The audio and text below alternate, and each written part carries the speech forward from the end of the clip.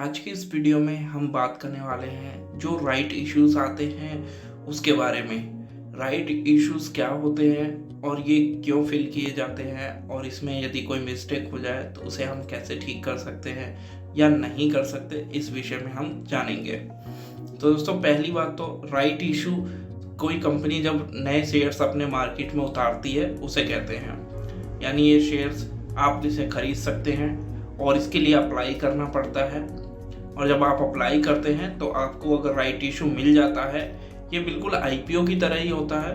But right issue का मतलब ये होता है कि आपके पास ऑलरेडी उस कंपनी के कुछ शेयर्स हैं और अब वो कंपनी और शेयर्स, बोनस शेयर्स निकाल रही है और जो मार्केट प्राइस चल रहा है उससे कम दाम में। फॉर एग्जाम्पल, अगर आपके पास टाटा पावर के शेयर हैं और यदि टाटा पावर का राइट इशू आता है और यदि टाटा पावर की अभी करंट वैल्यू 100 रुपये है, तो वो आपको 80 रुपये या 75 रुपये या 90 रुपये में वो राइट इशू देते हैं। तो आपको वो और शेयर देते हैं कम प्राइस में, तो इसी को कहते हैं राइट इशू। तो कई बार इसे अप्लाई करते समय कुछ मिस्टेक्स हो जाती हैं, जिससे रिलेटेड मेरे पास कई कमेंट आए हैं। मैं कुछ कमेंट आपको शो कर देता हूँ। ये मेरे पास आया था, ये पूछते हैं पैन कार्ड मिसमैच की वजह से राइट इशू नहीं मिले, कौन सा फॉर्म भरना पड़ेगा और कौन सा ऑप्शन टिक करना है। इसके लिए मैं आपको बताना चाहूँगा कि जब आप इस प्रकार की कोई मिस्टेक हो जाती है पैन कार्ड की वजह से या फिर कोई और डॉक्यूमेंट की वजह से, तो आपका रिजेक्ट हो जाता है, और रिजेक्ट के केस में आपका जो अमाउंट है वो आपको वापस रिफंड हो जाता है। फिर भी अगर अभी तक नहीं हुआ है तो इसके लिए आप अपने आरटीए से संपर्क करें। जो भी उस कंपनी का आरटीए होगा वो आपकी इसमें मदद करेंगे। दूसरा कमेंट हम देख लेते हैं। ये भी इन्हीं का है, राइट इशू अप्लाई किया था बट वो रिसीव नहीं हुआ, उसका क्या करें।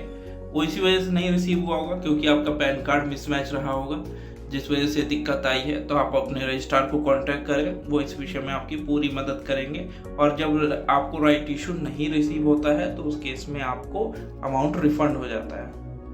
ये एक और मैसेज आया था, which box to tick in case of wrong DP filled in case of right issue. जब आप रॉन्ग डीपी फिल्ड कर देते हैं और राइट इशू आपका अप्लाई नहीं हो पाता है तो उस केस में आपका पैसा वापस आ जाता है।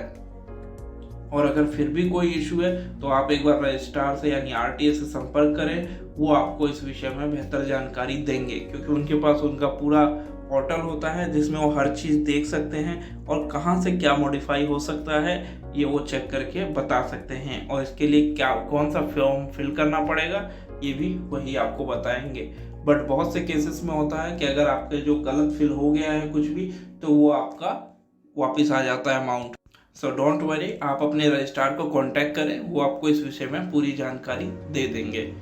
तो उम्मीद है दोस्तों आपको समझ में आ गया होगा कि राइट इशू जब आता है तो उसको हमेशा जब भी आप फिल करें तो अपने सारे दस्तावेज सही से रखें और सही प्रकार से उसे फिल करें ध्यानपूर्वक, क्योंकि राइट इशू में हो जाती है अगर कोई गड़बड़ तो आपका अमाउंट जो है वो ब्लॉक्ड हो जाता है और फिर वो बाद में रिफंड होता है।